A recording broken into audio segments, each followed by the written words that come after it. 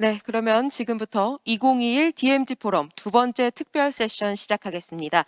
먼저 시작하기에 앞서서 이번 세션 역시 동시 통역 서비스가 제공된다는 점 먼저 안내해 드리겠습니다.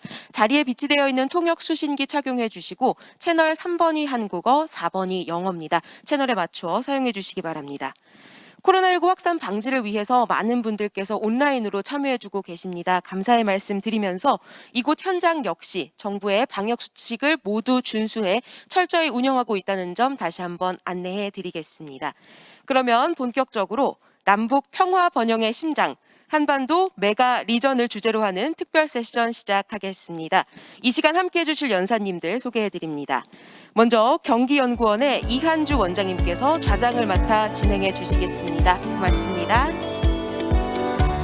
그리고 경기연구원 이정훈 북부연구센터장님께서 발제해 주시겠습니다.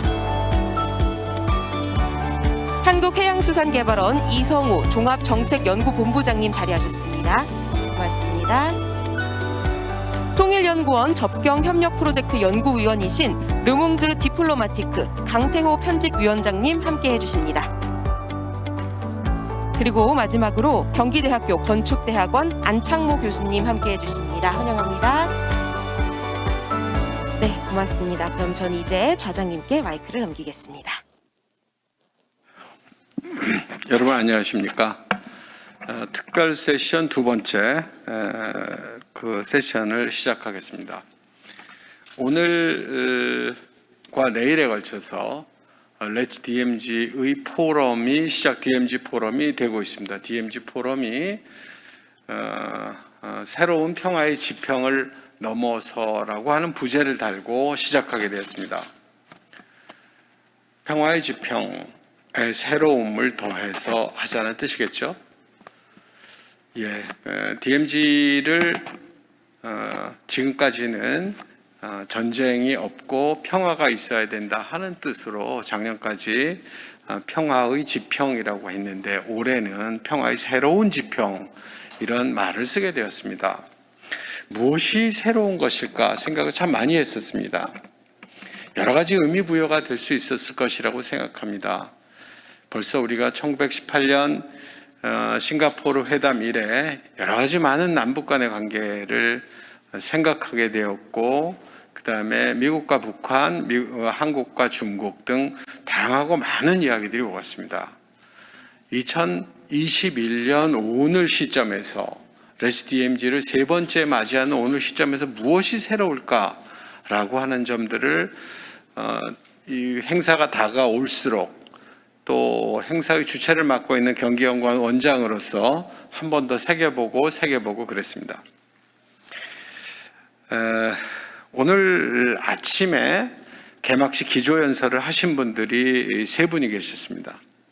로 칸나라고 미국의 의원으로 계신 분이 한 분 계셨고요. 또 이해찬 전 민주당 대표님, 오랫동안 남북 문제라든가 평화 통일 문제를 검토해 보셨던 분이고요. 이재명 지사, 이 세 분이 개막식 기조 연설을 하셨습니다. 훌륭한 연설들인데요. 이 연설을 총괄해서 일맥상통하는 기조들이 몇 가지 있었습니다. 하나는 남북의 문제에서 다자의 문제로 가자. 한꺼번에 여러 이해 당사자들이 모여서 논의하자라고 하는 그런 측면에 대한 강조들이 공통적으로 있었다라는 생각 들었습니다. 둘만이 얘기할 때 잘 안 되면 옆에서 같이 거들어주면서 하는 그럴 때 문제가 해결되는 그런 경우에 해당하겠죠. 그리고 또 한 가지는 정세현 장관도 말씀하셨습니다마는 정책 있는, 실속 있는 그런 무언가를 좀 찾아보자 이런 얘기들이 공통적으로 있었습니다. 말하자면 말로만 하는 게 아니라 조금 더 나가자, 구체적이 되자 이런 얘기들일 겁니다. 이재명 지사는 오늘 기조연설에서 매우 중요한 몇 가지를 말씀하셨습니다. 첫 번째가 대북 전단 살포 금지라고 하는 것은 그러니까 한반도의 지속 가능성 문제에서는 당연히 해야 될 것이다. 인권의 문제를 포함하는 그런 지속 가능성의 문제에서 필요성을 얘기해 주셨고요. 그 다음에 DMZ가 생명과 평화와 생태의 공간으로 가자라고 하는 말도 있었습니다. 요즘 코로나 때문에 더욱더 많은 생각을 하게 되는 그런 내용들이다, 이렇게 생각할 수 있을 겁니다. 또 한 가지가 남북 평화 협력을 하자라고 하는 얘기였고, 평화 협력의 핵심은 경제다라고 얘기를 했습니다. 예컨대 개성공단이라든가 철도 연결이라든가 이런 얘기를 했던 것 같고요. 또 이제 신뢰 회복이라든가 다자연대 구축이라든가 하는 얘기도 똑같이 했습니다. 남북의 평화를 넘어서서 평화 경제를 시도하자라고 하는 얘기를 했습니다. 구체적인 내용들은 좀 덜 있었지만 요체는 이거였습니다. 서로 이득이 되는 거라면 북한이라고 마다하랴 하는 이야기였던 걸로 요지를 얘기할 수 있습니다. 아직 한 번도 잘 안 해봤기 때문에 무엇이 될지 잘 모르겠습니다. 개성공단이 똑같이 돼야 될런지 아니면 다른 얘기가 될런지 모르겠습니다. 여러분 혹시 멕시코 시티에 있는 국경을 접하는 도시 이야기 들어보셨습니까? 또 홍콩의 조금 밑에 심천의 국경을 접하는 두 도시 들어보셨습니까? 국경을 접해서 두 도시가 공생하는 것을 의미합니다. 평화가 정착되고 교류가 시작한다면 국경을 마주하고 있는 두 도시가 성장하는, 그리고 커지는, 그리고 유례 없이 발전하는 이런 경우들이 세계 곳곳에 적잖아 그런 케이스들이 있습니다. 많이 커져서 메가시티라고도 불리워지기도 하고요. 쌍둥이처럼 커진다고 해서 트윈시티라고 불리워지는 그런 곳들입니다.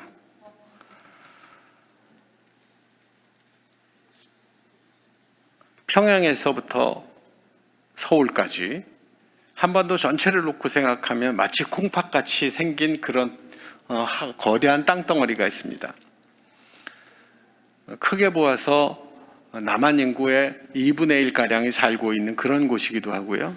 북한 인구의 또 2분의 1 가까이 살고 있습니다. 적게 보아서 남북한 합친 인구의 3분의 1, 좀 많이 보면 2분의 1 정도가 살고 있는 그런 콩팥 같은 지역입니다.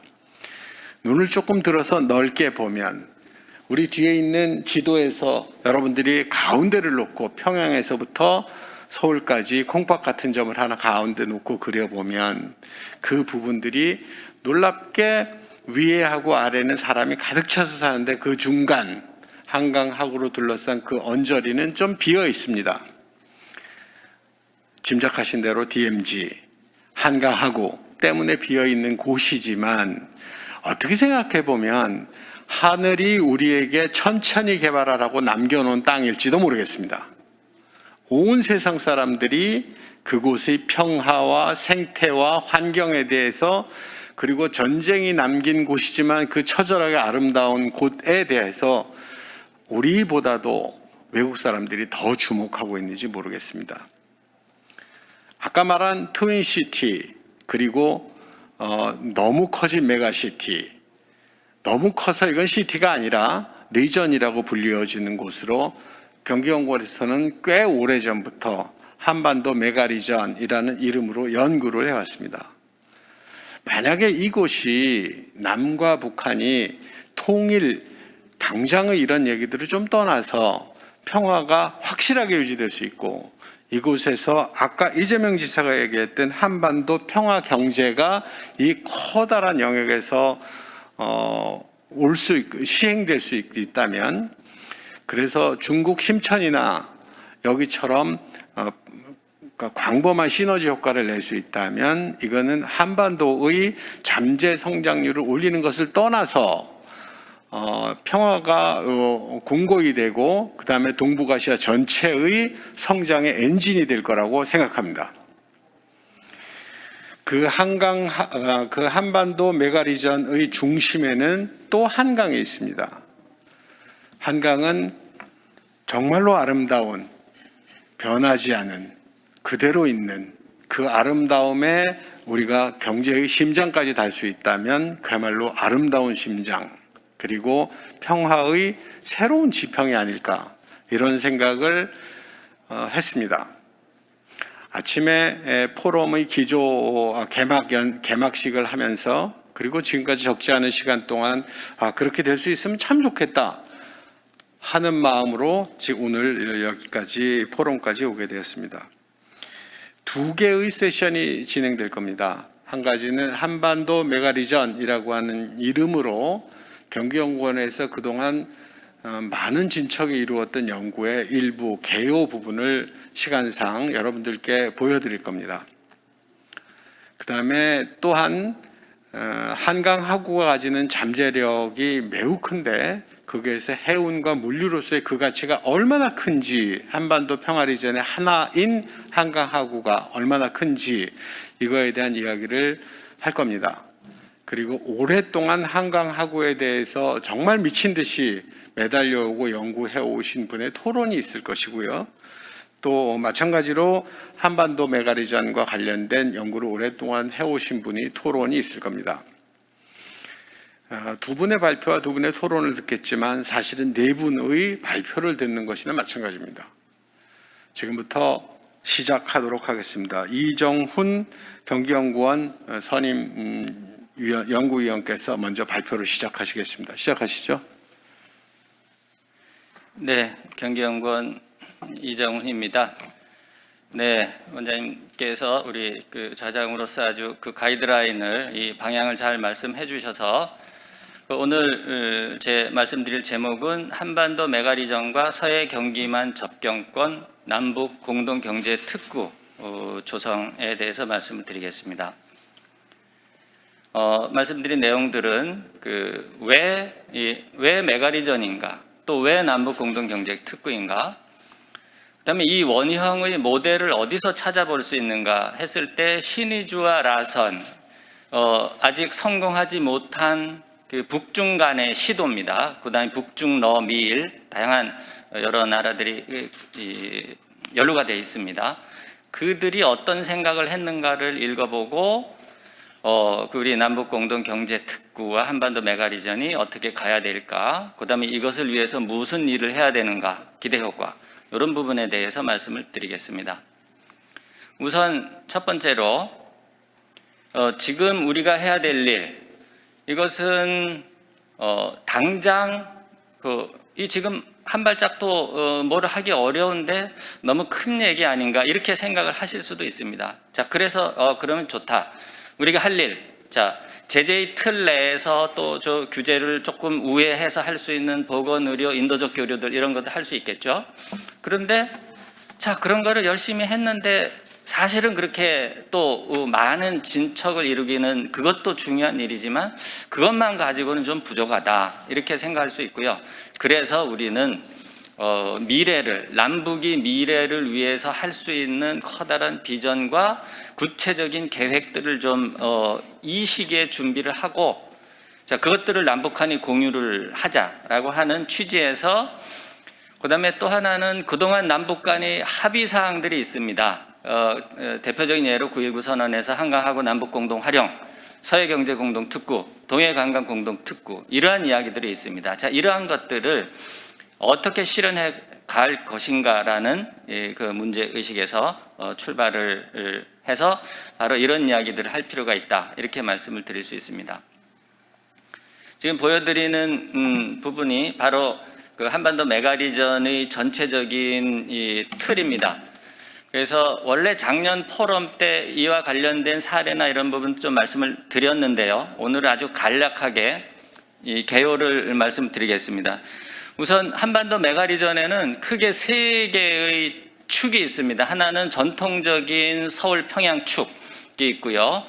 또 경원축, 그래서 서울 원산에서 함흥에서 시베리아로 또 동북 삼성으로 가는 경원축. 또 하나는 우리가 그동안 잊고 있었고 아주 과거부터 굉장히 중요한 역할을 하고 있었는데 많이 계획에서 논의가 되어 있지 않았던 축이 바로 이 한강 하구와 경기만 연안의 해안축입니다. 그렇게 해서 이 그림에 보시듯이 세 개의 축이 이 남북으로 또 북동으로 북서로 뻗어나가고, 그 과정에 출발하고 끝 만나는 도시들이 연결된 것, 네트워크로 연결된 것, 그것을 바로 그 한반도 메가리전이다라고 이야기를 할 수가 있습니다. 그렇게 해서 이러한 연결된 지역은 바로 그 성장 잠재력이 높고 지정학적인 특성을 가지고 있기 때문에 한반도의 관무로서의 특성을 갖고 있기 때문에 여기를 우리가 앞으로 한반도 평화 번영의 핵심 지역으로 놓고 보자, 이렇게 이야기를 할 수가 있습니다. 자, 그 사례로 북한이 신의주 계획을 할 때 바로 와서 봤던, 이제 북한의 지도자가 와서 봤던 바로 홍콩, 선전, 광동, 마카오 지역의 지도입니다. 2000년 이후에 중국의 국가적인 전략으로 이 지역을 하나의 메가리전으로 일체화시키려는 작업을 추진을 했고요. 그게 지금은 3단계까지 가 있어서 보시듯이 고속철도, 공항, 항만, 그 넓은 강하구를 연결하는 55km 이상이 되는 이 대교, 이러한 것들로 하나의 메가리전을 구성하면서 그 번영된 지역을 이루었다. 자, 이런 것들이 하나의 사례로 볼 수 있겠다, 할 수 있습니다. 자, 그 다음에 신의주 라선에서는 어떤 일이 일어났는지를 한번 좀 보겠는데요. 우선 김정은 정권이 들어선 이후로 북중 접경 지역, 또 평양 지역 중심으로 해서 이 27개의 경제특구와 경제개발구를 지정했습니다. 그 중에 보시면 그 지도상에 나타나는 곳인데요. 한 10여 개가 북중 접경 지역에 있고요. 그중 핵심이 라선지구와 바로 신의주, 한금평, 위화도 지구입니다. 그 다음에 중요한 게 평양 지역이고요. 그 다음에 강령, 금강산, 원산 정도가 중요한 경제특구가 되어 있습니다. 여기서 보시면 북중 접경 지역에 많은데 남북 접경 지역엔 별로 없네, 이렇게 라는 것을 금방 느끼실 수 있겠죠. 그러면 남북 관계가 정상화되면 일어날 일이 바로 남북한의 접경 지역에 북중 접경 지역과 마찬가지 혹은 유사한 맥락에서 이러한 경제 특구들이 만들어질 수 있겠다라는 것을 유추할 수 있습니다. 자, 신의주와 나선 특구의 그 위치입니다. 이거는 지도를 잠깐 이렇게 보시고요, 위치를 확인해 두시고요. 자, 다음으로 나선과 신의주에서 어떤 일을 하려고 했는지를 그 당시 계획을 중심으로 해서 보면, 나선 지역에는 6대 산업을 육성하고자 하고 면적이 470제곱킬로미터에 약 11조 원 정도의 거대한 계획을 수립을 했습니다. 그리고 거기에 도입하는 기능들은 그쪽 지역이 바로 그 중화학공업이 핵심 지역입니다. 원유화학, 야금 건재, 조선, 선박수리. 그런데 이런 것들이 잘 안 이루어지고 있어서 북한 경제가 상당히 어려움을 많이 겪어오고 있죠. 자, 이런 것들을 육성하겠다. 그 다음에 거기에 더해서 첨단 산업, 컴퓨터, 통신, 전기전자, 그 다음에 농식품, 일용품, 물류관광, 현대적 농업. 자, 이러한 것들을 나선 지역에 육성하겠다. 상당히 복합적이고 의욕적인 계획이고요. 자, 신의주 지역을 보면 이 나선보다는 조금 소프트한 것을 느낄 수 있고 대외지향적인 것을 느낄 수 있습니다. 첨단 산업, 무역, 관광, 금융, 보세가공을 결합한 복합 경제개발구다. 자, 이 두 가지를 합해 놓고 보면 이 북한이 이 중앙급 국경의 경제 특구는 단순한 개성공단 방식의 생산단지가 아니라 도시와 그 국가의 주요한 산업, 지역의 산업이 결합된 복합 경제 지구다. 그리고 대외적으로 그 물류와 관광 산업을 결합한 그런 대외 지향적 지역이다, 이렇게 볼 수가 있습니다. 그래서 또 왜 이 북한이 개방 지역을 접경 지역으로 선택을 했는가를 살펴보면, 자, 외자가 들어오기가 용이합니다. 길만 건너면, 강만 건너면 바로 들어올 수 있습니다. 북한의 주민과 격리나 차단이 가능하고 외부로부터 도로공항, 철도, 전력과 같은 막대한 자본과 시간이 걸리는 인프라를 바로 끌어다 쓸 수 있습니다. 이런 측면에서 결국은 개방이 초기는 접경 지역이 될 수밖에 없다는 것이고요. 그러한 측면에서 접경 지역에 이 현대적인 산업, 그 지역의 특성이 있는 산업, 그다음에 첨단 산업, 농업, 관광 이러한 종합적인 특수 경제지대를 만들겠다는 게 바로 북한이 가지고 있는 생각이다. 이렇게 읽을 수가 있습니다.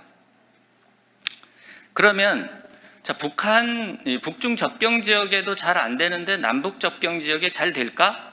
이런 질문을 할 수가 있습니다. 여기에는 굉장히 복잡한 국제 정치적 남북 간의 정치적인 어떤 그런 그 이해관계들이 접목이 돼 있기 때문에 아주 간단하고 단순하게 말씀드릴 수는 없지만 적어도 이런 설명은 가능합니다. 북한과 중국이 관계에도 북중 접경 지역을 확 열어서 뭔가 이 두 국가가 새롭게 막 하는데 장애물이 있다. 그것은 바로 그 동북 지역이 가지고 있는 지정학적 성격도 있을 것이고 북중러가 가지고 있는 이 지정학적 관계도 있을 것입니다. 그런 측면에서 남북 접경 지역 반드시 그쪽만 잘 되고 남북은 어렵다. 이렇게 볼 근거는 없다. 그런 측면에서 그 남북이 또 그 관련 국가들이 합의를 하고 그것들을 토대로 해서 만들어 나갈 수 있는 가능성은 충분히 있을 수 있다. 이렇게 판단할 수 있는 근거는 있다고 봅니다.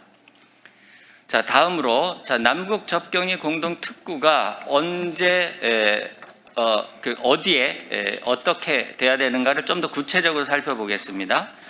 우선 남북한이 이 특구에서 뭘 기대할 것인가? 북한은 첫 번째 소득을 올려야 됩니다. 북한은 지금 주민 생활을 향상시키는 게 굉장히 중요한 국가 전략입니다. 두 번째는 자본 유치를 통해서 생산 기반을 조성해야 되고 기술 발전, 산업 경쟁력 강화, 북한의 생산 체인이 지금 상당히 붕괴가 되어 있습니다. 그런 것들을 복원하고 이런 기대가 있고요. 한국은 지금 국가 성장 동력이 정체 상태에 있습니다. 새로운 성장 동력을 만들어야 되고요. 그 다음에 기업 입장에서는 양질이 저렴한 노동력, 양질이 부지, 새로운 시장, 근데 가깝다. 그런 그 강점이 있고요. 또 국가적 차원에서는 국토의 통합과 경제 통합 실험. 이러한 것들 입장에서 이거는 그 양쪽의 이익이 맞을 수 있다. 이렇게 보이고요. 이 그 남북 접경 지역 프로젝트의 관점 중에서 중요한 것은 분단으로부터의 회복을 위한 노력으로 자연스럽게 이루어지는 것이라고 생각합니다. 철조망을 걷어내고 이 지도에서 보시듯이 배들이 다니고 포구와 마을이 들어서고 그러한 어떤 이 분단의 역사를 회복시키고 그것들을 현대화된 마을로, 현대화된 인프라로, 또 현대화된 공원으로 만들어가는 일이다. 이렇게 관점과 비전을 세울 수 있을 것입니다. 그러면 그 어디에 입지할 것인가? 아까 말씀드렸듯이 접경 지역이다라고 하는 거는 굉장히 우선 이제 앞이 사례에서 봤고요. 그 다음에 보시면 여기 이제 인구 분포가 있습니다. 그래서 주요한 도시를 배후에 갖고 있으면 여러 가지 물자, 인력, 자본 조달이 용이하겠다. 그런 측면에서 또 현대적인 상황에서 또 한반도에서 이 한강하구와 경기만이 갖는 관문적 이치, 이러한 측면, 그 다음에 생태자원, 해양과 연안의 자원, 이러한 측면을 보면 한강하구와 그 경기만 연안 지역이 가질 수 있는 입지 조건이 이점은 다른 지역이 가지고 있는 것보다는 월등하게 뛰어나다. 이렇게 판단할 수 있습니다. 그러면 어떤 산업을 도입해야 될 것인가? 라선과 신의주 계획을 참조하고 이 한강하구 지역이 남북 접경 지역의 조건들을 보면 첫 번째, 만가 연안 지역의 자원과 환경을 활용할 수 있겠다. 그래서 농식품, 바이오, 해양수산, 또 황해도 지역의 풍부한 광물, 금속을 활용한 이제 금속산업, 건재산업. 두 번째는 국가 차원에서 육성 중인 미래 전략 산업들이 있습니다. ICT, 전기, 전자, 바이오. 한국도 마찬가지고 북한도 또 이 분야에 관심을 많이 갖고 있습니다. 세 번째는 에너지 문제를 해결하기 위한 신재생 에너지 관련 산업. 네 번째는 아까 평양 주변 지역의 특구를 많이 보여드렸습니다만 그 지역에 있는 전통적 제조업들이 있습니다. 섬유, 의류, 피복, 경공업, 기계장비, 남포 지역까지 포함해서요. 자, 이러한 산업들도 접경 지역에 유치가 될 수 있겠다. 네 번째는 특구의 국제적 네트워크 강화를 위한 물류 해운 산업. 그다음에 그 글로벌 도시 및 비즈니스 지원 시설로서 금융, 법률, 회계, 관광, 유통, 마이스 산업. 자, 이러한 것들이 어떠한 것을 어디에 넣을지는 그 구체적인 사이트에 따라 다르겠습니다만 전체적으로 이러한 것들을 우리가 그 생각하고 갈 수 있겠다고 보이고요. 자, 면적과 인구 규모를 어느 정도 추정할 것이냐 하면 아까 라선이나 신의주 한국평 지역을 봤죠. 자, 그러면 일단 남북 공정경제특구는 단순한 생산단지, 개성공단 같은 생산단지가 아니라 도시와 물류와 관광, 그다음에 또 교역이, 남북 간 교역이 이루어지는 복합적인 남북을 연결하는 관문 도시가 만들어져야 된다. 그게 바로 그 트윈시티로서의 그 한국 측과 북한 측이 파트너 도시가 만들어질 텐데, 그렇게 되려면 적어도 한 500만 평에서 1000만 평 정도의 초기 부지는 있어야 되고, 시범으로 단지를 조성한다면 한 100만 평 정도의 시범 프로젝트는 할 수 있겠다. 이러한 것들이 우리 연구진이 공동으로 좀 한번 생각해 본 규모입니다. 그리고 장기적으로 커지면 2천만 평 규모 정도는 될 수 있을 거고, 인구로 보면 5만에서 20만 정도까지의 이 도시급이 그 인구 규모를 가질 수 있겠다. 이렇게 보여집니다. 자, 이러한 논의들을 아주 모식화시키면 이렇습니다. 우선 한강과 그 왼쪽이 서해 연안이고요. 남북으로 대칭되는 지역들이 이렇게 표시가 되어 있습니다. 자, 파주고양에서 개성까지 기존에 있었던 산업단지죠. 이 지역을 확장시키자. 두 번째는 김포, 강서, 고양, 또 왼쪽으로 인천, 강화에서 북으로 올라가면 개풍이 있고, 개풍에서 북서쪽으로 새로운 축을 만들어가는 곳이 바로 해주, 강령, 연안 지역이 있습니다. 그래서 파주, 개성이 전통적 경의축과 이 서해 연안축을 잇는 지역들을 아우러서 하나의 커다란 남북경제공동특구로 지정을 하고, 여기에 이 다양한 도시 기능과 물류, 인프라 기능들을 집어넣어서 남북 통합이 실험장으로 만들자. 이게 바로 계획의 핵심적인 내용이 되겠습니다. 자, 그러면 이제 마지막 파트로, 자, 이러한 이야기들을 어떻게, 무엇부터 해서 풀어나갈 것인가인데요. 우선 한강 하구를 여는 것이 가장 중요한 분단 회복이 물꼬를 트는 일이다. 이렇게 생각이 되고요. 그래서 정전협정상 한강 하구는 민간이 항행이 가능하게 되어 있습니다. 자, 이러한 것들을 활용해서 한강 하구에서의 남북 간 교류 협력을 추진을 하고, 또 분단의 회복이라는 관점에서 작년에 설문조사를 했는데 국민들이 한강 하구를 인지하고 있는 비율이 40%밖에 안 됐습니다. 그리고 젊을수록 더 잘 모릅니다. 그런 측면에서 여러 가지 협력을 추진해야 된다는 게 첫 번째. 두 번째는 분단으로부터 회복하기 위한 관점에서 그 과거의 포구들, 뱃길들, 그다음에 이 황해권을 엮는 항로들, 이러한 부분들을 하나하나 복원해 나가야 되겠다는 것이고요.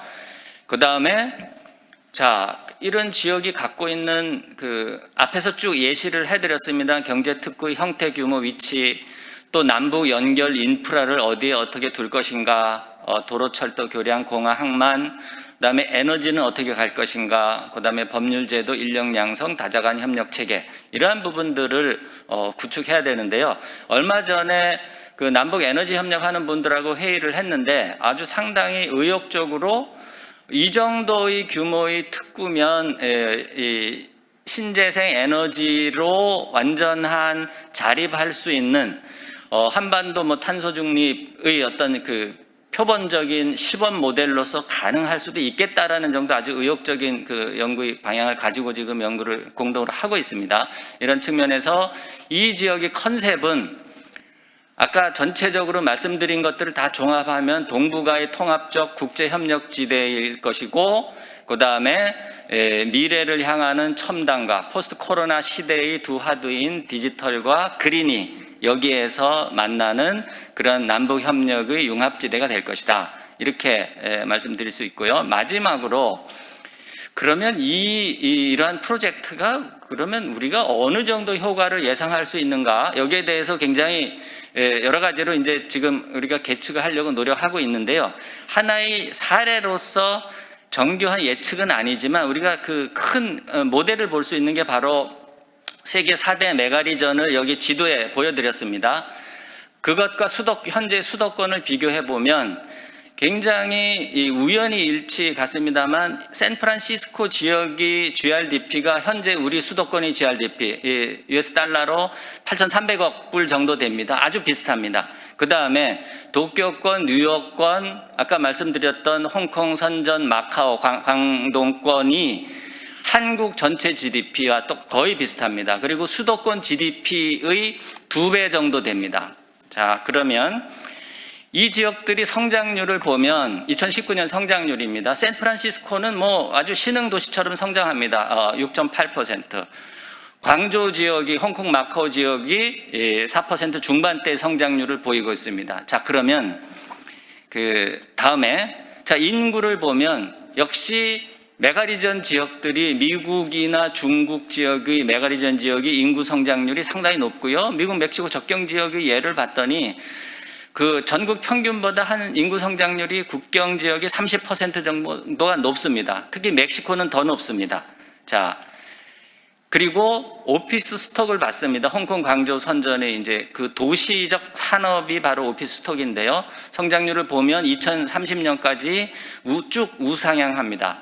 자, 마지막 그래프에서 한국 수도권의 GRDP 추이를 보면 상당히 좋은 높은 성장률을 보이고 있습니다만 위로 뻗어나가고 있지 못하고 있다. 자, 이것을 한반도 메가리전이라는 커다란 틀 속에서 잠재 성장률을 높이고 북한의 성장 잠재력을 빠르게 높여간다면 적어도 우리가 이거는 이제 한 20, 30년 정도로 해서 이 계량으로 한번 계산을 해보고 있습니다만 적어도 홍콩 선전 우리 한국 GDP 한 2배 정도 갖고 이 한국 GDP 규모를 갖고 있고 수도권이 2배 정도 갖고 있는 그 지역의 GDP에 우리가 버금가고 그거를 따라잡을 수 있는 이 지역 국제적 메가리전으로 발전할 수 있지 않을 것인가. 이러한 측면에서 향후 연구를 조금 더 정교하게 해가겠다는 말씀 드리면서 이 발표를 마치겠습니다. 감사합니다.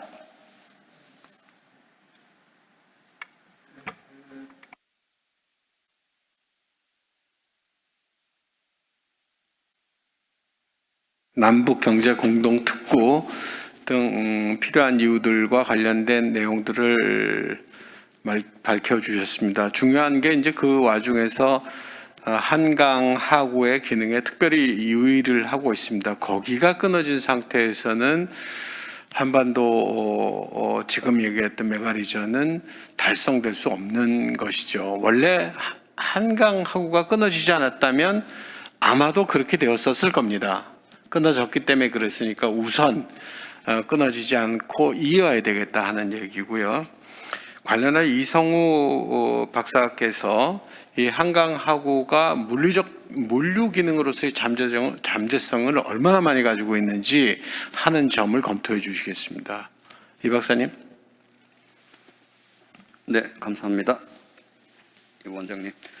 네, 제가 발제할 내용은 한강 하구 연계한 친환경 연안 해운 시스템 구축 가능성입니다.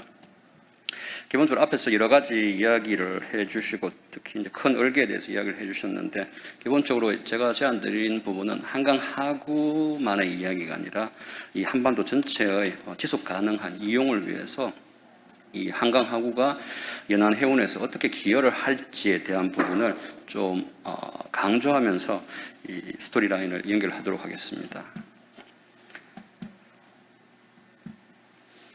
지금 이게 저희 한반도의 현실입니다.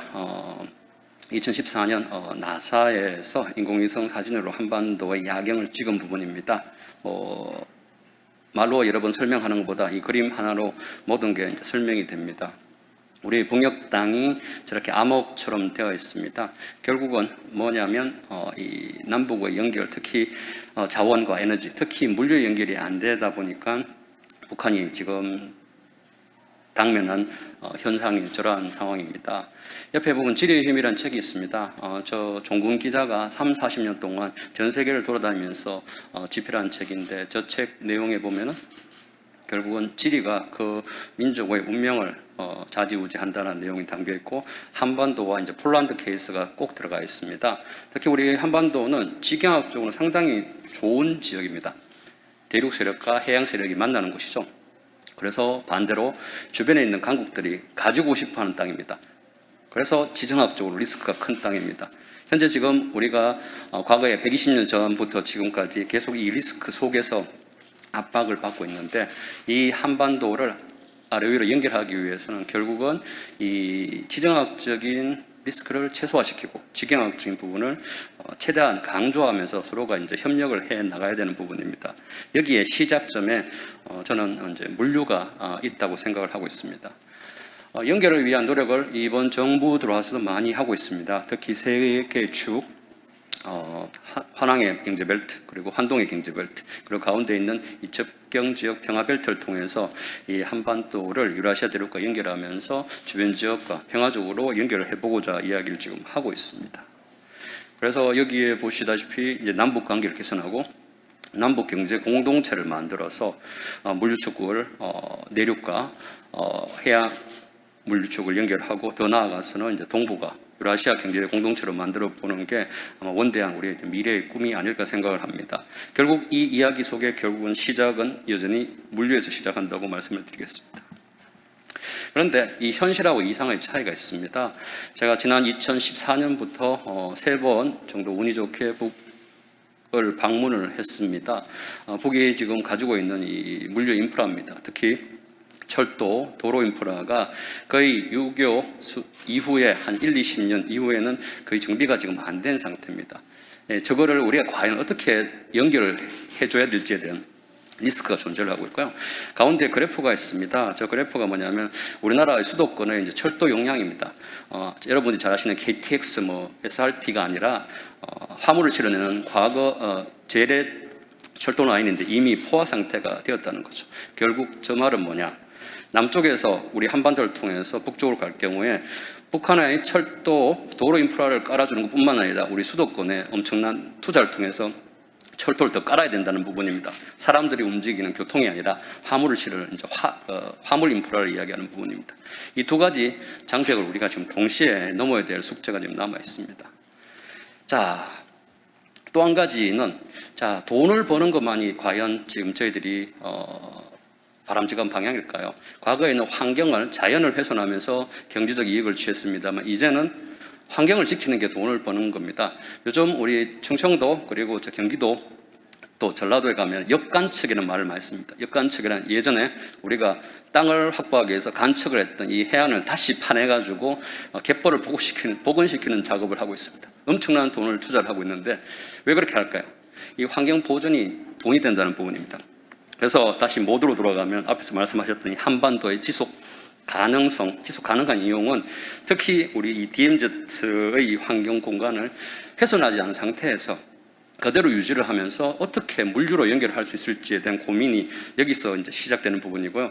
다행히 우리 경기도에서 이 연안 지역을 활용한 여러 가지 계획들을 가지고 있습니다. 그리고 또한 우리 국토개발 계획도 이번 5차 국토개발 계획에서는 과거처럼 국토를 개발하는, 그러니까 인프라를 까는 개발이 아니라 어떻게 하면 친환경적으로 서로 연결하고 자원을 그대로 유지를 하면서 더 발전을 시킬 수 있을지에 대한 고민을 하고 있는 이제 전환의 시기에 와 있습니다.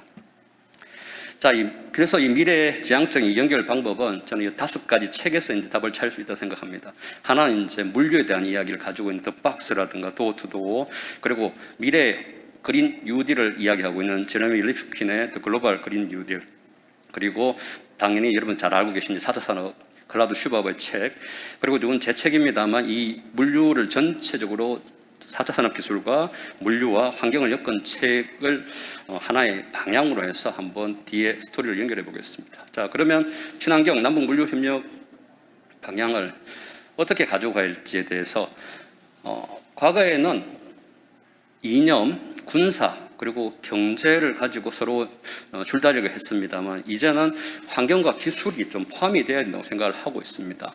그래서 지금 중국, 러시아, 그리고 북한, 더 나아가서 이란까지 하고 있는 또 하나의 축, 그리고 미국, 일본, 그리고 호주, 그리고 우리나라를 포함하는 또 하나의 축이 지금 대립을 하고 있습니다만 여기에서 미국이 가장 큰 방점을 두고 있는 게 군사나 이념보다 오히려 환경이나 기술 쪽에도 관심을 가지고 있습니다. 그걸 통해서 오히려 중국을 고립시키려고 하고 있고 북한을 또 고립시키려고 할 수도 있습니다. 자, 그래서 결국은 지금 이야기되고 있는 이것들을 우리가 연결하기 위해서는 경제협력, 그리고 환경협력, 기술협력을 이루는 것이 오히려 더 필요한 우리 한반도의 지속가능한 이용이라고 생각 들고 있고요. 여기에 물류가 가장 교집합에서 작동을 할 수 있다고 생각합니다. 그중에서 또 하나가 철도 도로로만 계속 이야기되는 이 남북 물류의 연결을 다른 관점에서 모달 시프트라는 개념을 통해서 친환경 쪽으로 넘어가 보자는 부분입니다. 이 모달 시프트는 좀 유럽에서 벌써 20년 전부터 도로가 가장 환경 오염을 많이 시키는 물류수단입니다. 이거를 철도로 옮기고요. 또 이 철도와 도로의 운송수단들을 연안형으로 옮기면서 비용은 더 들지만 속도는 느리지만은 대용량을 옮김으로 인해서 환경 개선하는 마르코 폴로 프로젝트와 같은 프로젝트를 통해서 상당히 많은 CO2, 그러니까 대기 환경을 개선하는 작업을 했었고 하고 있습니다. 자, 이러한 부분들을 우리는 이제 경제가 어느 정도 성숙했으니까 우리는 환경 쪽으로, 친환경 쪽으로 가지만은 북은 너희들은 경제가 개발이 크게 안 됐으니 환경을 훼손하면서 발전하라가 아니라 같이 미래를 보면서 특히 이 메가리전에 많은 인구가 살고 있는 이 지역에부터 이 친환경 물류 체계를 만들어 보자는 취지에서 제가 이 연안 해운 그리고 한강을 연결한 부분을 제안을 드렸습니다. 한 가지 이제 사례를 좀 드리겠습니다. 앞에서 뭐 이제 주광 델타라든가 또 미국과 멕시코 국경지대 이야기를 드렸습니다만 여기는 북유럽의 발틱해입니다. 이 지역에 보면은 잘 아시는 뭐 덴마크라든가 뭐 스웨덴 그리고 폴란드, 독일 그리고 발틱 3국 그리고 러시아까지 포함되는 좁은 바다로 연결된 지역인데요. 여기에는 이 해운과 유군이, 그러니까 복합 물류가 연결이 되어서 각 거점별로 상당히 많은 기술 협력체, 환경 경영체를 통해서 공동 발전하고 있습니다. 물론 이제 이념적인 갈등은 없습니다만 이 지역이 상생할 수 있는 것은 동일한 언어권에서 동일한 그 물류 네트워크를 통해서 지역별로 어느 쪽은 의료, 어느 쪽은 식품, 어느 쪽은 뭐 바이오, 뭐 이런 식의 자기만의 특성을 가지고 서로 경제를 발전시키고 저기서 인력들이 자유롭게 이동을 하고 있습니다. 자, 우리 이 남북 있는 지역 당연히 언어적으로 문제가 전혀 없는 지역이죠. 그리고 가까운 지역입니다. 우리가 이념적으로 서로 합의만 한다면 충분히 가능한 부분입니다. 그래서 이 지역이 이제 스마트 블루 리전이라고 해서 최근 유럽에서 가장 핫하게 경제 발전과 새로운 기술을 만들어내는 지역인데 이 지역의 이 컨셉을 우리 경기만에 남북이 연결되는 이 한강 하구와 연계해서 만들어 볼 수 있고 이거의 동력이 될 수 있는 게 연안 해운이다라고 이야기를 드리겠습니다. 또 한 가지는 이 지역에 CMP라는 항만공사가 있습니다. 경기 지방 항만공사도 있고 인천 항만공사도 저희 나라에 있습니다만 여기는 코펜하겐이죠. 덴마크의 코펜하겐 시와 스웨덴의 말메란 두 나라의 두 개의 도시가 하나의 항만공사를 만들어서 같이 운영을 하고 있다는 겁니다. 좀 더 미래에 대한 이야기입니다만 만약에 이 경기망권을 제가 제안드리는 이 연안 해운 컨셉을 통해서 만약에 발전을 시켜 나간다면 이 남북이 나중에 거버넌스 측면에서도 통합 항만공사를 만들 수 있는 기반도 가능하다는 부분에서 또 이야기를 드리겠고요.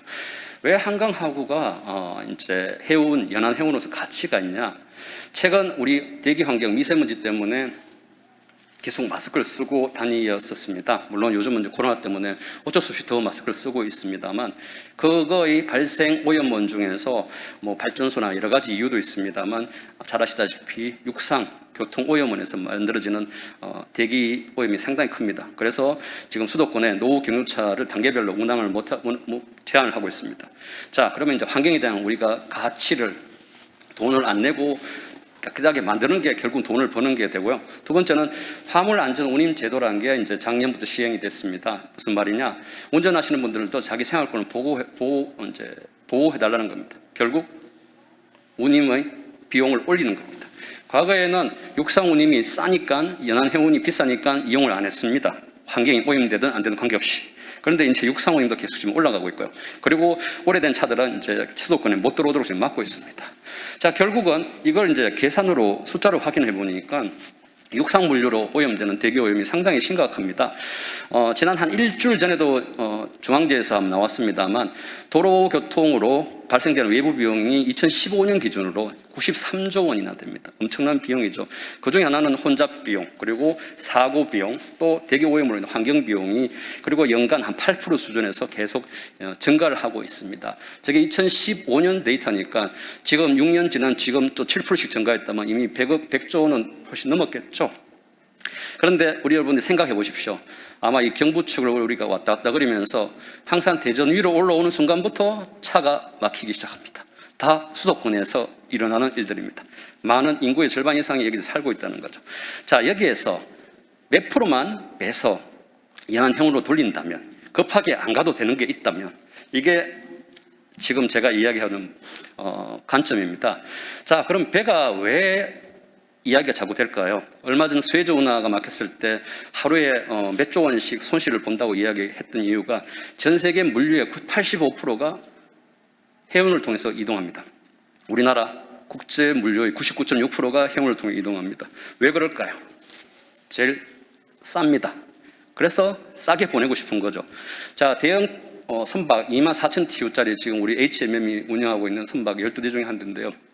저 선박이 한 번 움직일 때 철도는 120번을 가야 됩니다. 근데 저 철도 120번은 러시아 철도 기준입니다. 우리나라 철도 기준으로 러시아는 100량을 달 수 있는데 우리는 37량밖에 못 듭니다. 그러면 곱하기 3이 됩니다. 360번 철도가 다녀야 되고 트럭으로는 12,000번 다닐 걸 배 한 분만 실어 움직이면 됩니다. 저 배가 그만큼 경제성이 있다는 거죠. 그런데 오른쪽 그림을 보시다시피 발생시키는 CO2 배출량은 1톤당 킬로당 가장 적습니다. 33.4. 그래, 물론 철도도 매우 깨끗한 수단이고, 그런데 트럭은 엄청나게 오염이 되어 있습니다. 밑에 중요한 부분을 제가 설명을 안 드렸네요. 하여튼 거기에서 엄청난 이제 코스트가 발생을 하고 있습니다. 또 한 가지는 북한이 이미 이 바다를 잃었다는 부분입니다. 결국은 북한이 제재로 인해서 바다를 잃다 보니까 어떻게 되나요? 중국한테 종속이 될 수밖에 없겠죠. 그래서 지난 30년 동안 북한의 대외 교역 비중을 보고 교역 비중 변화에서 오른쪽 그림에 보시면은 하단의 빨간색이 중국과의 비중입니다. 95%까지 중국에 의존하고 있습니다. 육상으로 계속 교역을 하니까. 자, 북한이 자유로워지려면 중국에서 당연히 바다를 찾아야 되겠죠. 자, 이런 부분에서 제가 해운만 이야기하는 게 아니라 먼 거리 부산에서 인천, 부산에서 경기, 부산에서 한강을 올 때는 해운으로 와서 그 안에서 저렇게 트럭이 나오는 로로선이라고 그럽니다. 그리고 철도가 나오는 열차 페리 같은 컨셉을 통해서 인프라가 없는 북한 지역의 단거리 지역은 트럭으로 이송할 수 있도록, 단 장거리 지역은 우리 남단을 한반도 남쪽을 오염시키지 않고 해운으로 옮기는 이런 형태의 복합 운송 체계가 필요한 부분입니다. 자, 그래서 제가 제안하는 게 지금 우리 세계 6위의 항만인 우리 부산항이 큰 배로 그러니까 기간 선박들이 다니는 항만입니다. 저기에서 작은 배로 갈아타서 776km를 오면은 한강 지나서 이제 여의도까지 갈 수 있는 거리입니다. 육상으로 가면 426km입니다. 자, 이거를 제가 비용으로 한번 뒤에 환산을 해봤습니다. 물론 앞에서도 잠깐 그림이 나왔습니다만 60년 전에는 우리 한강을 아주 열심히 해운으로 활용을 했었습니다. 강영포, 그다음에 조강포, 마금포 같은, 그리고 우리가 알고 있는 시내에 있는 서울 시내에 있는 서강, 그다음에 마포, 그리고 심지어 6호선 역인 강흥창역은 그때 물류 창고였습니다. 자, 이 지역에 지금 뭐 이러한 정전 문제가 있는데 이게 서로 합의만 한다면 이용을 할 수 있죠. 그래서 제가 아까 이야기했던 736km, 그 다음에 뭐 430몇 km, 그거를 비교를 해서 도로 운송하고 해운 운송을 1TU, 그 컨테이너 박스 하나, 17톤을 옮길 경우에 비용을 대충 환산을 해보니까 절감되는 돈이 대략 한 100억 정도, 10%만 옮겨오더라도 1년 내 2천억 정도가 세이브가 됩니다. 20%를 전환하면 4천억, 그리고 50%를 전환하면 1억 정도의 세이브가 되는 겁니다. 물론 뭐 여러 가지 전제 사항들이 지금 현재 제가 구축할 수 있는 데이터가 아니라 과거에 10년 전에 만들어진 원단위에 있어서 이게 답이다고 이야기는 못 하겠습니다만 최소한 확실한, 그러니까 환경 가치를 포함한 겁니다. 그냥 경제만 이야기, 그러니까 물류비만 비교한 게 아니고요. 이렇게 세이브가 된다는 겁니다. 그래서 이러한 형태의 지금 현재 도로로 만들어진 이 물류 체계를 이렇게 연안 해운 쪽으로 전환을 시켜서 분산만 시킨다면 상당히 많은 교통 체증이나 환경 오염이나 사고 문제를 개선할 수가 있고요. 일부는 지금처럼 부산에서 경부 쪽을 타고 올라옵니다만 일부는 거꾸로 서울이나 경기에서 아래로 내려가거나 아니면 북으로 올라갈 수 있는 이런 형태의 물류축이 가능하다는 부분입니다. 더 나아가서 이 북한의 한강 하구에 있는 또 경기만을 맞대고 있는 해주, 그리고 우리 과거에 잘 알고 있는 병란도, 지금 벽진이라고 그러죠. 그 지역의 예성강 하구에도 일부의 간단한 항만 인프라 시설을 좀 더 만든다면 북한 역시도 굳이 그 많은 도로나 철도를 건설하지 않더라도 연안 물류체계를 만들 수 있고요. 우리가 평화의 공간 또 생태의 공간이라는 DMZ도 굳이 도로를 깔고 철도를 까는 게 아니라 옆으로 해운으로 들어가서 간단한 전기차라든가 친환경 물류수단을 통해서 그 지역을 이용을 할 수 있도록 바꿀 수 있다는 부분입니다. 이게 이제 아까 우리 이정훈 박사님이 했던 전체 그림에서 이 서플라이, 공급하는 기반을 이 네트워크를 통해서 한다면 우리 남쪽의 환경도 개선이 될 뿐더러 북한도 미래를 바라보면서 국토를 유지를 하면서 발전을 시켜나갈 수 있지 않을까 생각을 하고요. 이렇게 되면 북도 저는 오케이라 생각 들고, 우리나라에서도 왜 남남 갈등이라고 있지 않습니까? 뭔가를 깔아주면 보수 쪽에서 퍼졌다고 난리치는데 지금 사실은 크게 퍼질 일이 없습니다. 그대로 유지를 시키는 부분의 물류체계라고 보시면 될 것 같습니다. 그래서 이거를 이제 제가 메가리전의 친환경 물류체계 구상이라고 지금 하고 있고요. 다만 남북의 과거에 있던 정제 협정에 대한 이 한강 하구에 대한 부분을 서로 합의만 하면 됩니다. 이게 더 나아가게 되면은 우리 내륙에 기존에 있는 인프라를 조금만 개선하고 연안에 있는 물류는 항만 부분만 일부 보수하면, 왜냐하면 굳이 바다는 철도나 도로를 깔 필요가 없습니다. 그냥 우리한테 주은 자연이거든요. 다만 그 선박들이 이제 오염, 유황유로가 아니라 친환경 LNG 선박이라든가 아니면 뭐 지금 이야기되고 있는 메탄이나 암모니아, 수소 선박들을 이용을 하면 환경 오염에도 많은 개선이 될 수 있을 것 같고요.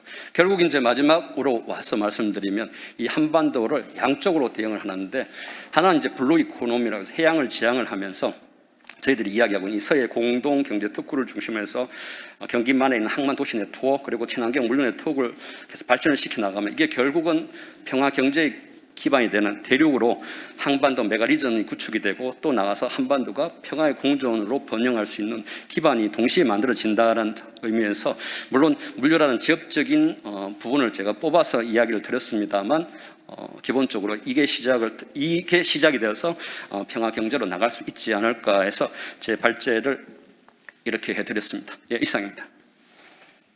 네, 이성훈 박사님 고맙습니다. 마치 한 편의 드라마를 보듯이 이렇게 좀 아주 훌륭한 그래픽으로 준비해 주셔서 감사합니다. 이정훈 박사님이 한반도 메가리전의 커다란 그림을 설명해 주셨다면, 물류, 특히 해운 물류 축상에서 그것을 어떻게 이해해야 되며 그것이 가운데 한반도 메가리전의 심정처럼 어떻게 꼽히는가 하는 문제들에 대한 좋은 발표였다고 생각합니다. 그러면 르몽드 디플로마티크 편집장이시면서 통일연구원 연구위원으로 계시는 강태호 박사님, 강 박사님은 처음 제가 만났을 때부터 지금까지 저분은 한강 하구에서 물속에서 태어났나 싶을 정도로 한강 하구에 대해서 깊은 애정과 애정을 넘어서 어쩌면 집착까지 보이시는 그런 분입니다. 아마 우리나라에서 개인 연구자로서 가장 많은 연구가 축적되신 분이 아닐까 싶습니다. 내공 있는 연구 여러분들 한번 들어보시겠습니다. 예, 우리 원장님께서 너무 과찬의 말씀하셔서 제가 한강하구를 하게 된 게 불과 한 5년 정도뿐이 되지 않습니다. 단지 이제 그 전에 한 30여 년 동안 남북 관계를 신문사 기자로서 취재하고 하는 과정은 있었습니다만, 그게 이제 남북 관계와 연결돼 있는 부분으로서 한강하구를 제대로 이해하고 나름대로 이 한강하구를 통해서 우리가 무엇을 할 수 있을 것인가 이런 생각들을 갖게 된 것은 불과 몇 년 안 됩니다만 오늘 그 두 분의 발표라는 것이 이제 큰 틀에서 이정훈 박사는 한반도 메가리전이라는 그 범위가 굉장히 그 평양하고 서울까지 포함되는 큰 범위에서의 메가리전 속에 이 서해 경제 공동 특구라고 남북이 합의하고 있습니다만은 그 내용을 무엇으로 할 것인지가 지금 아직 비어 있는 것이라고 저는 보고 있는데 그 부분에서 이 서해 경기만 한강하구를 포함하는 것입니다만은 거기에서 남북이 어떠한 경제 공동 특구를 만들 것인가 이런 내용으로 저는 이해하고 있습니다. 그리고 이제 그 부분들이 기존의 남북 관계에서 본다면 우리가 가장 대표적으로 남북 협력 사업이고 남북 관계에 있어서 가장 큰 구체적 성과라고 할 수 있는 부분들이 개성공단하고 금강산 관광이라고 할 수 있는데 그게 20년 전에 벌써 20년 된 셈이죠. 2000년 남북 정상회담의 합의에 의해서 만들어진 어떤 성과였습니다만 그게 지금 현재의 남북관계 문재인 대통령이 바이든 대통령을 만나서 앞으로의 새로운 남북관계를 풀어가기 위한 여러 가지 협의를 하겠습니다만 저는 2018년 판문점 정상회담 이후에 지금에 이르는 남북관계에서 봤을 때 지난해 이 판문점 연락사무소 폭파 사건이 지금의 남북관계를 보여주는 제가 경험한 남북관계 한 30년 제가 남북관계 취재했습니다만 가장 암담한 상황이라고 저는 생각하고 있습니다.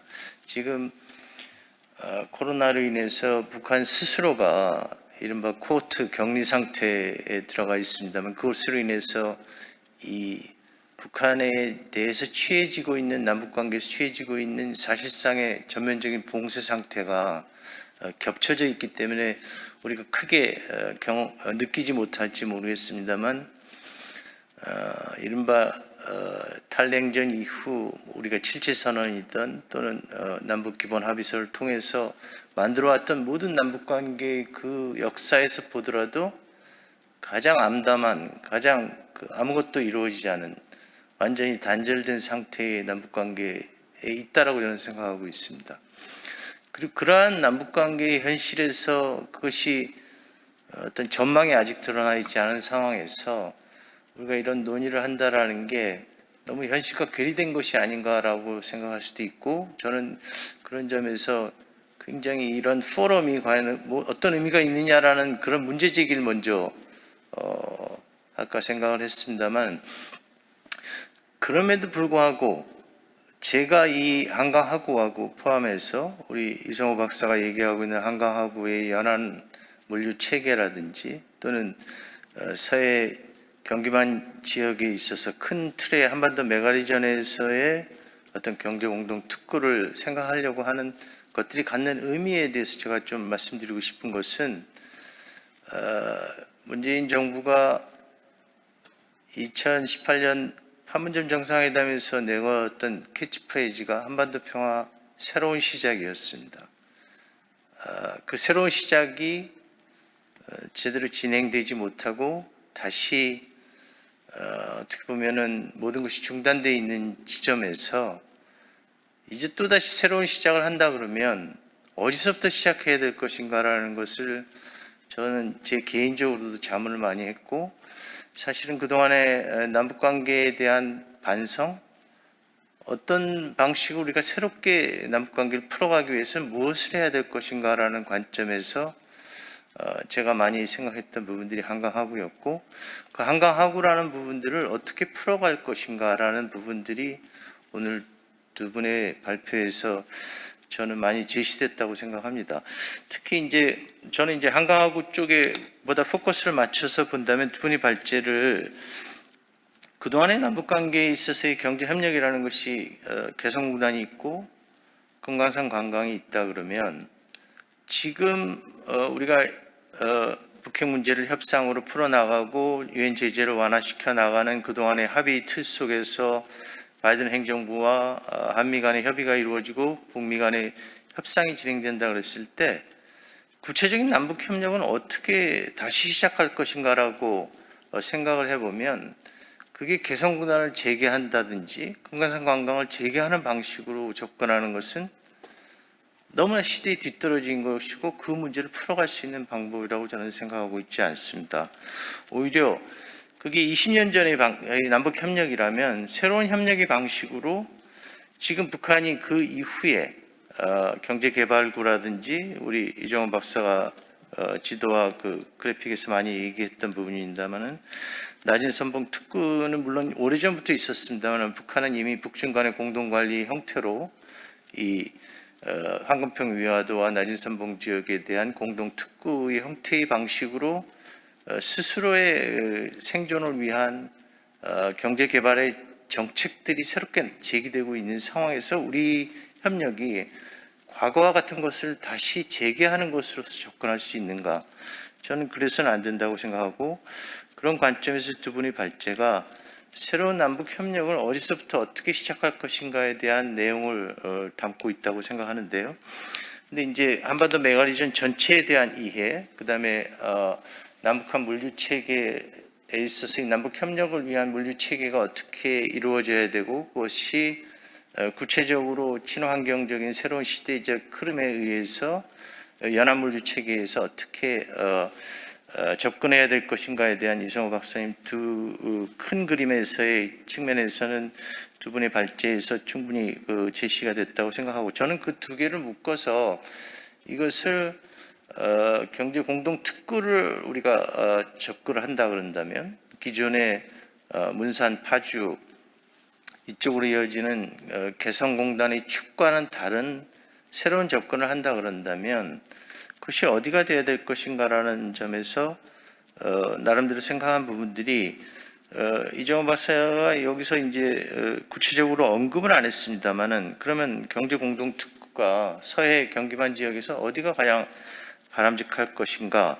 그게 이제 뭐 파주 개성공단의 축 이외의 것에서 우리가 찾아간다면 북이 경제개발구로서 접경 지역에 유일하게 북이 지정한 곳이 강령 국제 녹색 시범구 지역이고 과거 우리가 서해평화 협력지대와 서해평화 경제 공동 특구에서 남북이 공동으로 개발하려고 하였던 해주항이라는 부분들이 있기 때문에 이 두 가지를 결합하고 그리고 그것이 한강하고와 연결되는 물류 체계와 연결되어 있는 협력의 방식들 이게 가장 바람직한 게 아닌가라는 나름대로 제 생각을 좀 말씀드리고 싶은 게 있었고요. 그 다음에 이 두 개 이 한강하구를 통해서 강령 해주 특구로 접근하는 과정에 있어서 우리가 가장 중요하게 생각하는 것이 물론 이정호 박사도 얘기했고 이성호 박사도 그 전제로 얘기한 것입니다만 한강하구가 있었기 때문에 저는 그게 가능할 수 있고 그리고 과거 개성공단에 있은 물류 시스템이라든 것들이 가지고 있는 한계들을 이런 방식으로 극복할 수 있는 측면들 그런 것들이 관점에서 새롭게 봐야 될 부분이라고 생각하고 있는데 이 문제를 접근할 때 있어서 저는 모든 남북관계가 그렇습니다만 남북이 합의해야 되고 남북이 합의하기 위해서는 국제정치에 있어서의 미국과의 관계에서 제기되고 있는 유엔 제재라든지 북핵 문제라는 이런 모든 문제가 풀려야 된다라는 그런 접근 방법 그것이 전 잘못됐다고 생각합니다. 지금 남북관계가 막혀있기 때문에 어떤 것도 할 수 없다라는 것이 아니라 우리가 할 수 있는 것을 찾아내지 못했기 때문에 아무것도 못한다라는 것이 제가 갖고 있는 생각이고요.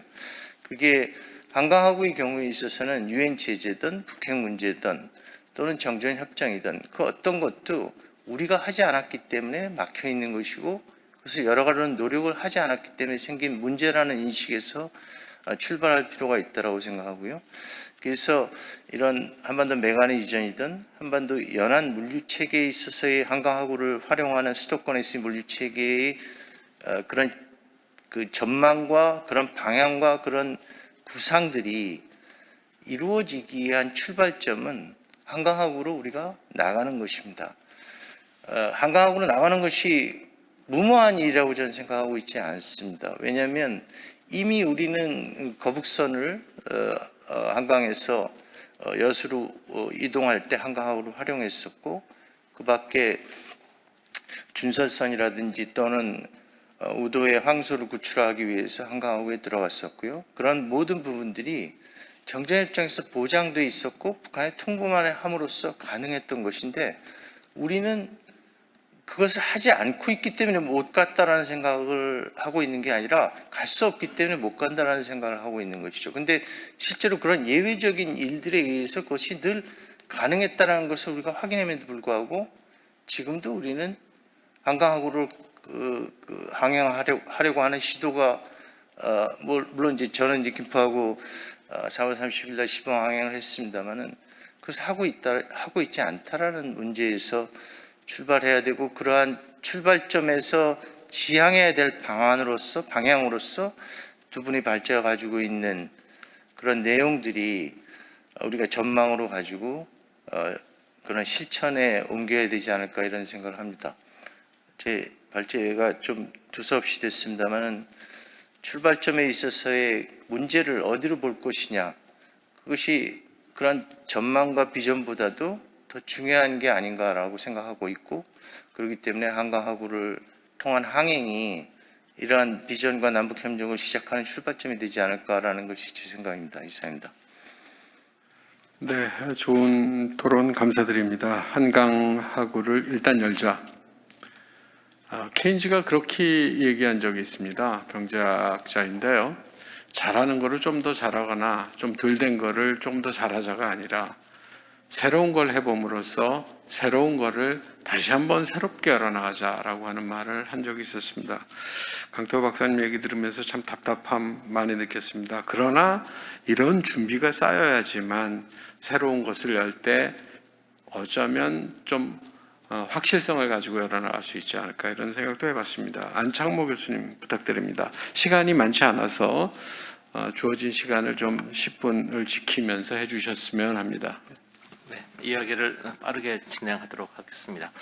저는 아마 여기 계신 분 중에서 전공이 조금 다른 분야에 가까운데, 저는 기본적으로 역사학자입니다. 근데 역사학자인데 우리나라의 근현대 건축 역사, 도시 역사를 공부하는 사람입니다. 그러다 보니까 한강하구의 이슈를 들여다보더라도 이 한강하구가 역사적으로 어떠한 그 역할을 수행했었는데 오늘날 이런 상황에 직면했나, 뭐 이런 관점에 대해서 관심이 많죠. 잘 아시다시피 강원도에서 발원한 물길이 서해로 흐르기까지 약 한 490여 킬로미터에 달하는, 그러니까 천리가 넘는 그런 물길인데, 이 물길이 다 잘 아시다시피 조선시대는 삼남의 물류의 중심이었고 내륙 물류의 중심이기도 했었습니다. 사실은 개항 이후에 인천항이 개항됐다라고 해서 인천이 물류의 중심인 것 같이 이해하지만 사실은 한강하구를 통해서 용산까지 여전히 오랫동안 기선이 다니기도 했었습니다. 그런데 우리가 일제 강점이 되면서 일본이 부산을 거쳐 서울을 거쳐 신의주, 원산으로 가는 루트를 개발하면서 사실상 인천이 버려지고 동시에 한강도 버려졌습니다. 그러니까 물류의 기능이 상실되기 시작한 거죠. 그러다 결정적으로 잘 아시는 6.25 전쟁을 거치면서 분단이 고착화되면서 완벽하게 물류의 기능을 상실했었습니다. 그런데 바로 그 부분에서 조금 전에 그 강태호 선생님이 말씀하신 굉장히 중요한 부분인데요. 사실은 우리가 그동안 남북교류 또는 한강 또는 서해바다의 역할이 없었던 이유가 바로 우리가 찾지 않아서였다라는 부분은 굉장히 중요한 시사점을 주시는 것 같습니다. 사실은 잘 남북 분단의 과정에서도 우리가 좀 더 노력을 하고 남북에 우리가 이 한강, 오랫동안 우리 민족의 젖줄이었고 굉장히 중요한 역할을 했던 이 한강이 이 시점에 이렇게 내버려 두어야 될 것인가라는 이슈에 좀 더 천착하고 방법을 찾았다고 하면은 사실은 오래전부터 지금 우리가 논의하는 문제를 만들어갈 수 있는 여지가 있었는데 사실은 그러지 못했던 것 같다는 생각이 듭니다. 사실은 제가 최근에 관심을 갖고 있는 분야가 이제 접경도시 연구 프로젝트이긴 한데, 접경도시 프로젝트를 연구하면서 특히 이제 학생들과도 저는 학교에 있다 보니까 연구를 종종 같이 하는데, 이게 분단이 장기화되면서 이 국토의 분단이 인식 분단으로 이어지고 있고 이것이 고착화되는 경향까지 있다라는 점입니다. 특히 젊은 학생들한테, 젊은 우리의 후속 세대들한테 이 문제가 굉장히 심각해지고 있다는 것은 아마 많은 분들이 인식하고 있을 겁니다. 사실은 그 인식의 분단이 물리적인 분단보다 아마 훨씬 심각한 문제로 이어질 거라는 것은 예상하는 게 그렇게 어려운 문제가 아니죠. 그래서 사실은 한강과 서해를 중심으로 하는 교류협력 시스템의 모색은, 이것은 사실은 평화가 정착되기 전에, 그러니까 통일이 되기 전이라도 우리가 노력만 하면 얼마든지 방법을 찾아갈 수 있는 굉장히 중요한 곳이라는 측면에서 제가 방금 전에 말씀하셨던 특히 젊은 세대들한테 아주 고착화되고 있는 될 것이 우려되는 분단의 인식 문제를 약화 내지는 해소하고 개선할 수 있는 굉장히 중요한 과제를 안고 있다고 생각합니다. 특히 그 한강 하구를 이용한 남북 간의 교류 협력은 남북 간의 관계를 넘어서 중국을 포함한 환황해권을 구축할 수 있는 확장성도 굉장히 있기 때문에 사실은 이것은 장기적으로 굉장히 비전이 있는 프로젝트인 거죠. 그리고 이것이 그 한강 하구의 경제 특구가 신우주나 나진 선봉과 차별화되는 부분은, 나진이나 신우주 같은 경우는 사실은 우리의 입장에서 보면은 손님으로 객으로 참여할 수밖에 없는 그러한 프로젝트인데, 이 한강 하구를 통한 프로젝트는 우리와 북이 서로 주인의 자격으로서 이것을 확장시켜 나가면서 중국을 끌어들일 수 있다는 측면에서는 훨씬 더 그 부가가치가 높고 남북이 함께 얻을 수 있는 가치가 굉장히 크다라고 생각을 합니다. 근데 한 가지 이제 걱정되는 것은, 이 부분은 이제 아직은 지금 전혀 걱정할 단계가 아니라고 생각합니다만, 장기적으로 해운을 통한 교류는 지금 현재 정체되어 있는 남북의 물꼬를 틀 수는 굉장히 중요한 창구가 될 거라고 생각이 됩니다. 그렇지만 이것이 해운을 통한 교류가 이게 물리적인 확대를 가져왔지만 이것이 전적으로 이것에만 의존할 수는 없는 시스템일 거라는 생각이 듭니다. 아마 좀 전에 김성호 선생님께서 말씀하셨던 것처럼 이 연안 해운을 통한 교류는 굉장히 많은 장점이 있고 북한의 퍼주기에 대한 시비도 해소할 수 있는 굉장히 현명한 그리고 현실적인 프로젝트이긴 합니다만, 이것이 결국 남과 북이 함께 가자고 했을 때 북에 뒤처져 있는 내륙 물류의 그 정체를 해결할 수 있는 방법이 존재하지 않죠. 그래서 연안 해양운이 굉장히 중요한 해법이긴 합니다만, 현재 단계에서의 효과가 이 단계에서는 내륙으로 확산될 수 있는 시스템도 우리가 좀 미리 준비해주면 하면 좋겠다 싶은 생각이 듭니다. 말로 하는 그 의견 제시는 이 정도로 하고요. 제가 재작년에 남북이 통일이 언제 될지 모르니 통일이 된 다음에 남과 북이 뭔가를 함께 해보자, 이런 프로젝트보다 통일이 되기 전이라 하더라도 남과 북 사이에 평화 협력 시스템만 구축된다면은 우리가 이 땅에서 무엇인가 할 수 있는 도시나 건축 프로젝트가 무엇이 있을까라는 것을 주제로 학생들을 대상으로 프로젝트를 진행한 게 있습니다.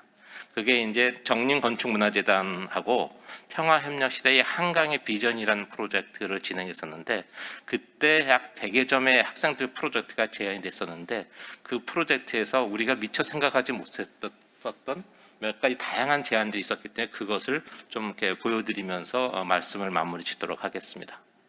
이 내용은 생략하겠습니다.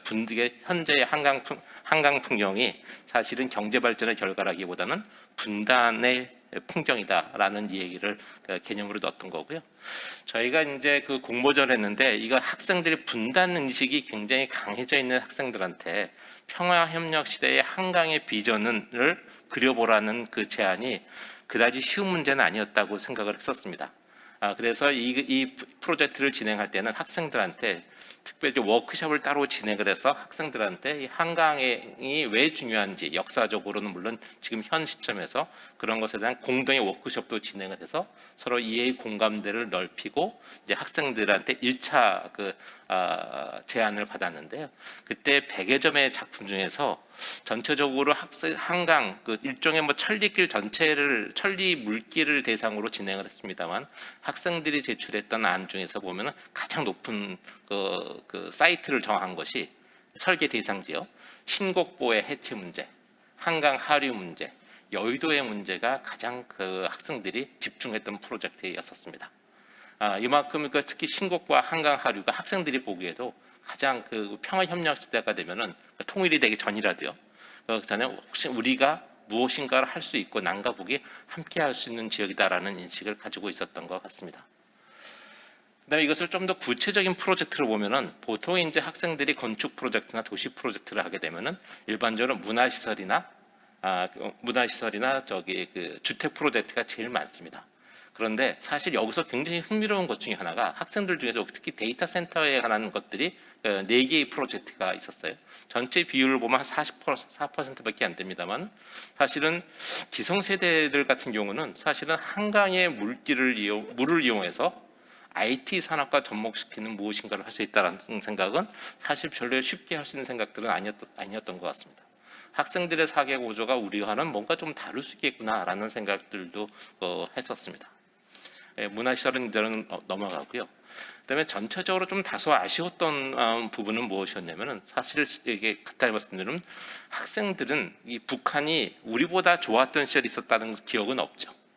분단 이후에 우리가 그들보다 훨씬 우월한 위치에 있었던 건 기억만 있다 보니까 북한을 베푸는 상대로 보고 접근하고 있다라는 점, 이것도 사실 우리가 굉장히 주의해야 될 부분이다라는 생각은 들었었습니다.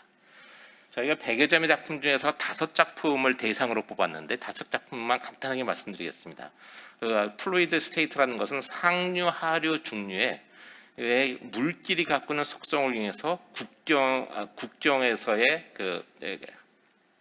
문제를 해결하는 문제, 그다음에 중류에서의 여의도를 중심으로 한 계급의 문제, 그다음에 상류의 물길에서 상징하는 어떤 세대의 문제를 다루는 주제를 제시했었고요.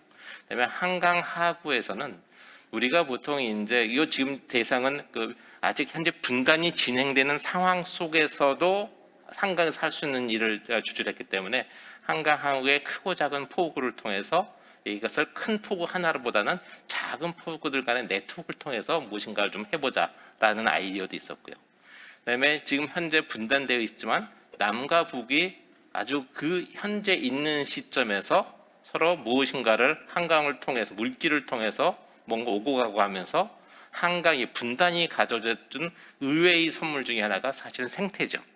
아마 한강이 굉장히 큰 강이기 때문에 우리가 정상 국가로 성장을 했다면 한강하고는 굉장히 바쁜 하구였을 거고, 당연히 생태 조건은 미래 가치의 보고라고 할 수 있는 생태는 아마 확보하지 못했을지도 모릅니다.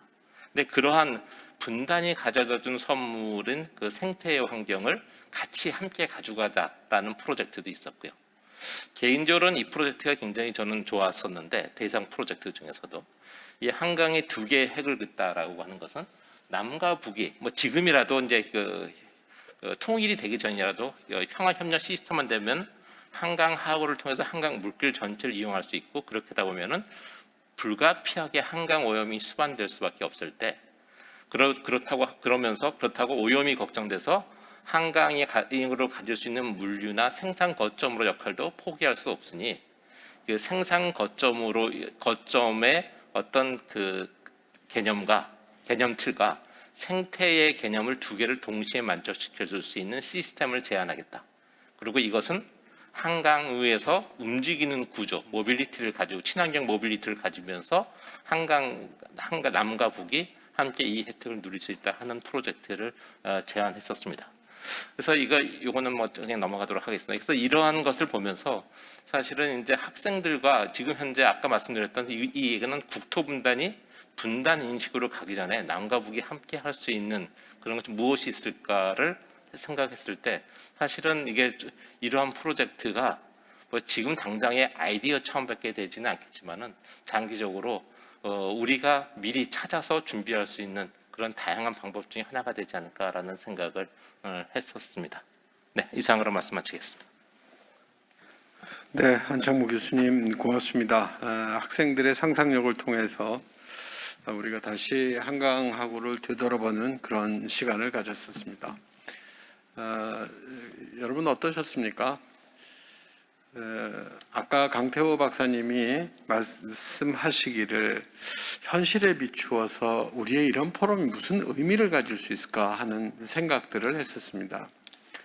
상상도 해야 되지만 또 우리는 준비도 해야 됩니다.